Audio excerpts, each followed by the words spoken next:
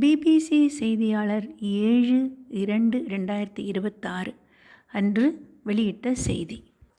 மத்திய பிரதேசத்தின் நிமோஜ் மாவட்டத்தின் ரன்பூர் கிராமத்தில் யாரிடம் பேசினாலும் அவர்கள் காஞ்சன்பாயின் துணிச்சலையும் தைரியத்தையும் பற்றியுமான விஷயத்தையே சொல்கிறார்கள். மாவட்ட தலைமையகத்திலிருந்து 26 கிலோமீட்டர் தொலைவில் அமைந்துள்ள ரன்பூரின் அங்கன்வாடி வளாகம் பிப்ரவரி 2ஆம் தேதி திங்கட்கிழமை பிற்பகல் தேனீக்களின் தாக்குதலுக்கு உள்ளானது.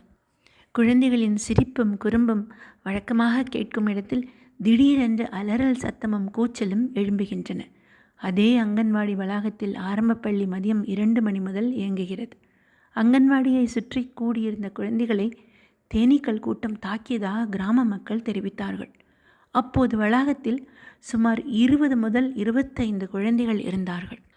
தண்ணீர் குழாய் அருகே ஒரு பெரிய தேன்கூடு இருந்திருக்கிறது. தேனீக்கள் நேராக குழந்தைகளை நோக்கி நகர்ந்தன. அங்கே முழுமையான குழப்பம் நிலவியது. பள்ளியின் ஆசிரியரான குணசாகர் ஜெயின் இதை பற்றி கூறினார். அதே நேரத்தில் அங்கிருந்த 55 வயதுடைய அங்கன்வாடி உதவியாளர் காஞ்சன்பாய் நிலைமையை உணர்ந்து குழந்தைகளை காப்பாற்ற ஓடினார். குழந்தைகளை உள்ளே அழைத்துச் செல்வதில் காஞ்சன்பாய் நேரத்தை வீணாக்கவில்லை என்று நேரில் பார்த்தவர்கள் கூறுகிறார்கள். அங்கே வைக்கப்பட்டிருந்த பாய்கள் மற்றும் போர்வைகளால் குழந்தைகளை மூடினார். பின்னர் தனது புடவையால் அவர்களை காப்பாற்ற முயன்றார். துணிச்சலான செயல் அவருடைய சொந்த பேரன் உட்பட சுமார் 25 குழந்தைகளின் உயிரை காப்பாற்றியது. ஆனால் காஞ்சன்பாய் தேனீக்களின் தாக்குதலால் மோசமாக காயமடைந்திருந்தார். மருத்துவமனையை அடைந்ததும் இறந்து விட்டதாக மருத்துவர்கள் தெரிவித்தார்கள். இப்படி குழந்தைகளை காப்பாற்ற முயன்று தன்னுடைய உயிரை நீத்த காஞ்சன்பாயை பற்றி நிமோஜ் காவல் கண்காணிப்பாளர் அங்கித் ஜெய்ஸ்வால் ஊடகங்களுக்கு தெரிவித்தார்.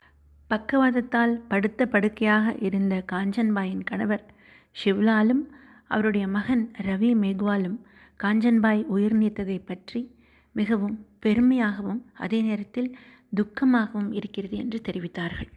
காஞ்சன்பாய் ஒருபோதும் விடுப்பெடுத்ததில்லை, பணிக்கு தாமதமாகவும் சென்றதில்லை.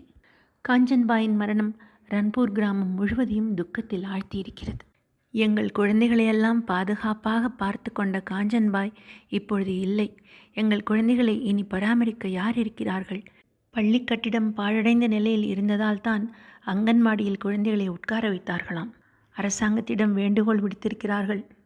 பள்ளி கட்டிடம் சரியாக இருந்திருந்தால் காஞ்சன்பாய் இப்போது அங்கன்வாடியில் இருந்து இறந்திருக்க மாட்டார். கிராமமே திரண்டது காஞ்சன்பாயின் வீட்டிற்கு.